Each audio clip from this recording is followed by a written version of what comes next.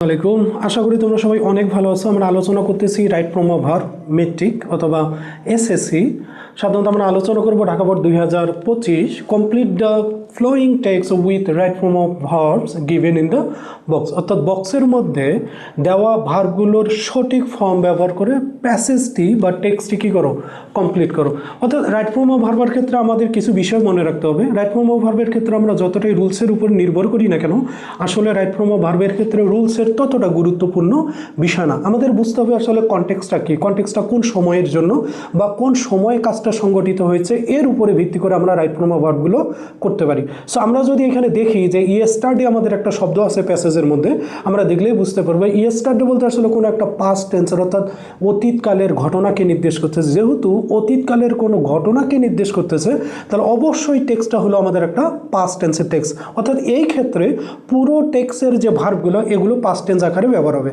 অর্থাৎ মূলত জরুরি বিষয় হচ্ছে রাইট ফ্রম অফ ভার্বের গভীর আলোচনার ক্ষেত্রে যেটা আমাদের কনসেপ্ট বা যেটা আমাদের ধারণা, যেটা আমাদের কনটেক্সটকে বুঝতে হয়।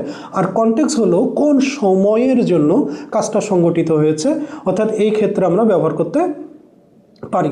ওকে, সো আমরা দেখবো ভার্বগুলো কী কী দেওয়া আছে বক্সের মধ্যে। একটা আছে ডেলিভার। ডেলিভার শব্দের অর্থ হলো সরবরাহ করা। টেক শব্দের অর্থ হলো নেওয়া। স্টার্ট শব্দের অর্থ হলো শুরু করা। প্রিসাইড শব্দের অর্থ হলো যেমন পরিচালনা করা, অর্থ আমাদের ব্যবহার করা হয়।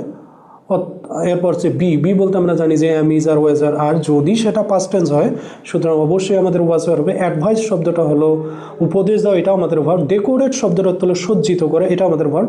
বিগিন শব্দের অর্থ হলো শুরু করা। কাম শব্দের অর্থ আসা। রিড মানে হচ্ছে পড়া। সো আমরা যদি বুঝি যে কনটেক্সটটা পাস্ট টেন্সে আছে, সুতরাং সকল ভার্ব আমাদের পাস্ট টেন্সে হওয়ার সম্ভাবনাটা সবচেয়ে বেশি। এবং আমাদের এটা মনে রাখতে হবে পাস্ট টেন্সের ক্ষেত্রে যতগুলো ভার্ব আছে তার মধ্যে পাস্ট ইনডিফিনিট খুবই জরুরি।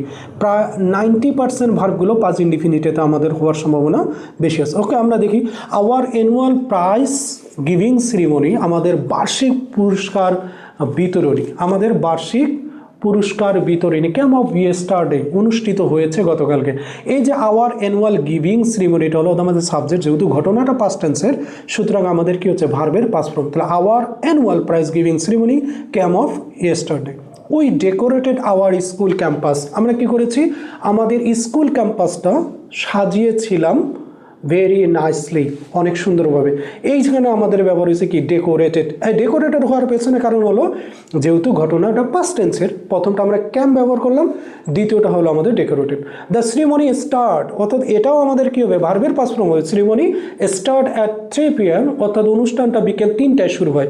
এই যে 3টায় শুরু হয়েছিল অবশ্যই গতকালকের যেহেতু ঘটনা, সুতরাং অনুষ্ঠানটা আমাদের কটায় 3টায় শুরু হয়েছিল।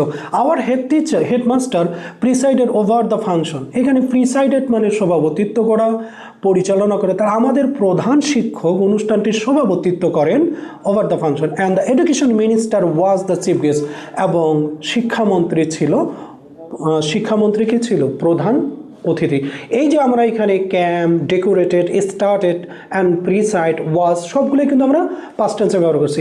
The function begin with the recitation from the holy Quran, অর্থাৎ অনুষ্ঠানটা পবিত্র কুরআন তেলাওয়াতের মাধ্যমে শুরু হয়েছিল। দ্য ফাংশন বিজ্ঞান, অনুষ্ঠানটা শুরু হয়েছিল উইথ দ্য রিসাইটেশন তেলাওয়াত ফ্রম দ্য হোলি কুরআন থেকে। One of our senior teacher, আমাদের একজন সিনিয়র শিক্ষকগুলোর read out the annual report, অর্থাৎ বার্ষিক যে প্রতিবেদন আছে এটা কী করলেন, পাঠ করলেন। One of our senior teacher, আমাদের সিনিয়র টিচারদের একজন read out the annual report, অর্থাৎ বার্ষিক প্রতিবেদন। The honourable chief guest delivered a brief encouraging speech advising us to be regular in studies, অর্থাৎ কি বলছে অনারেবল চিফ গেস্ট অর্থাৎ প্রধান অতিথি একটি সংক্ষিপ্ত উৎসাহবাঞ্চক ভাষণ দিয়েছিলেন, অর্থাৎ ডেলিভার্ড করেছিলেন, সরবরাহ করেছিলেন।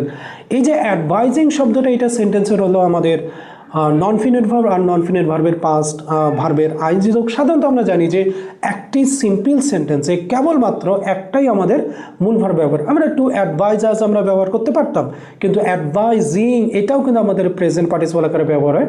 Us to be regular in studies, অর্থাৎ পড়াশোনায় নিয়মিত হওয়ার জন্য। অ্যান্ড টেক পার্ট, এবং অংশগ্রহণ নিয়েছিলেন। এই যে পরের আমাদের টেক পার্ট, অবশ্যই আমাদের এটা হওয়ার কথা ছিল take part in movement against illiteracy, এখানে টেকটা আসলে একটা বেয়ার ইনফিনিটিভ, আর পাস্ট হলে কিন্তু আসলে টু হতো, এটা আমাদের একটা বেয়ার ইনফিনিটিভ, অর্থাৎ অংশগ্রহণ করার কথাও আমাদের বলেছিলেন নিরক্ষতার বিরুদ্ধে আন্দোলনে। ওকে, থ্যাংক ইউ, দেখা হচ্ছে।